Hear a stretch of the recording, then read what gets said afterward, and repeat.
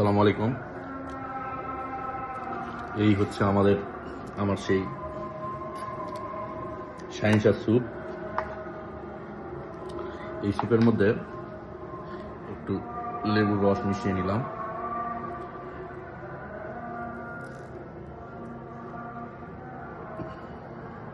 তারপর একটু বড়ানি দিলাম,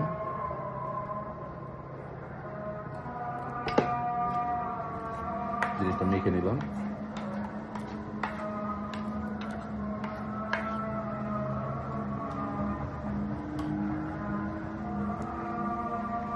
সেই সেই মানে কি বলবো,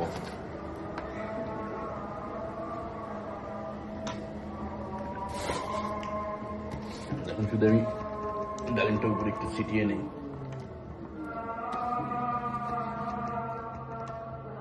কি যে বলবো, কি যে মজা।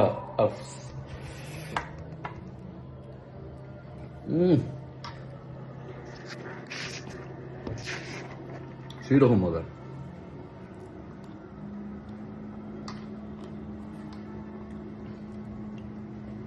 দারুণ দারুণ।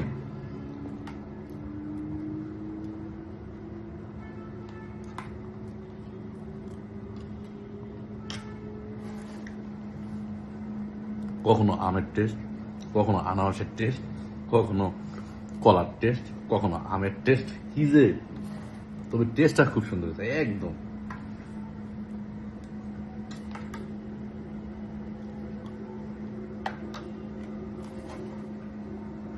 মানুষ এক ঢেলে দুই পাখি মারে, আমি এক ঢেলে সব পাখি মেরে ফেলছি। সব কিছু এখানে আছে, এক চামচ খাবো সব ফ্রুটস।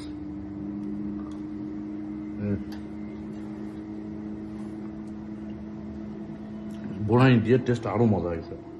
কালকে একটু বোড়ানি দিয়েছে, বোড়ানি ফ্লেভারটা রয়েছে।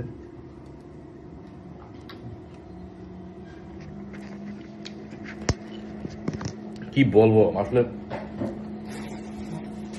জিনিসটা না খেলে বোঝা যাবে না কি পরিমাণ টেস্ট হয়েছে, মজা যা হয়েছে। এটা একটা সুন্দর রেসিপি আবিষ্কার করলাম। যাই হোক, পরবর্তীতে এটাকে প্রতিষ্ঠিত কিভাবে করা যায় দেখি। এইভাবে যদি প্রতিদিন এক বাটি স্যুপ এবং এক বাটি গতকালের মতো যদি সালাদ হয়, সালাদ নয়তো স্যুপ রাতে যদি খাওয়া যায়,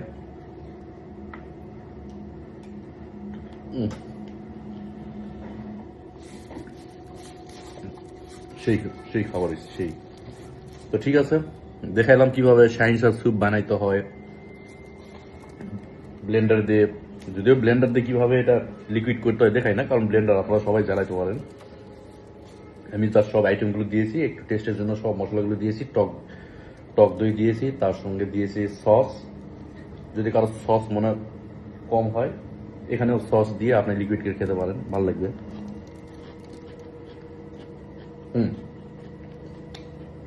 চাইছিলাম মালটা কেটে মালটার জুসটাও দিয়ে দিব, ধৈর্য হচ্ছে না। তবে টেস্টটা খুব মজা হয়েছে।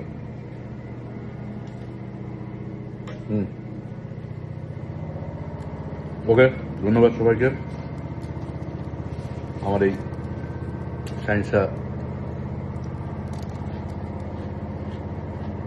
স্যুপের রেসিপি দেখার জন্য এবং কিভাবে খেতে হয় তা দেখার জন্য। ভুলে গেছ, একটা সিদ্ধ ডিম ছিল, ছিলা হয়নি। ওকে, আল্লাহ হাফেজ। এখন সিদ্ধ ডিমটা ছিলে খাবো, অবিশ্বাসে দিয়েছে। হ্যাঁ, ডিমটা গেল কই, প্লিজ। ওকে, আল্লাহ হাফেজ। সবাই আমার জন্য দোয়া করবেন।